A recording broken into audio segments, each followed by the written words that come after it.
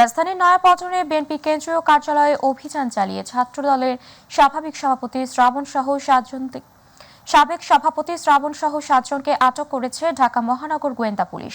অভিযানে শতাধিকের বেশি ককটেল, 7টি দেশি বিদেশি অস্ত্র, 500-রও বেশি লাঠিসোঁটা জব্দ করা হয়েছে। রাতে অভিযান শেষে সাংবাদিকদের এই কথা জানান ডিএমপির অতিরিক্ত police commissioner Mohammad Harunur Rashid. DB প্রধান বলেন, যাদের আটক করা হয়েছে তাদের জিজ্ঞাসাবাদ করা হবে।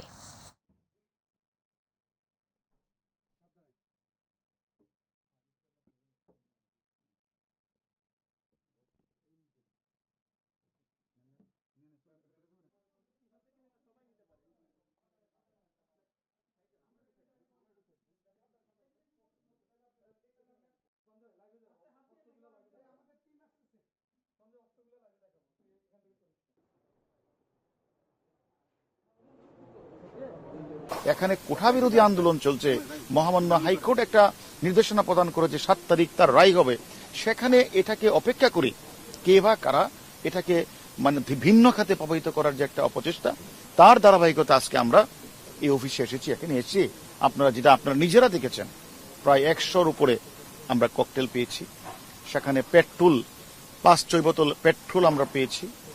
তারপরে 500 লাঠিসোঁটা 2-3টা রুমে ছিল, 500 লাঠিসোঁটা ছিল, 60টা দেশি বিদেশি অস্ত্র ছিল।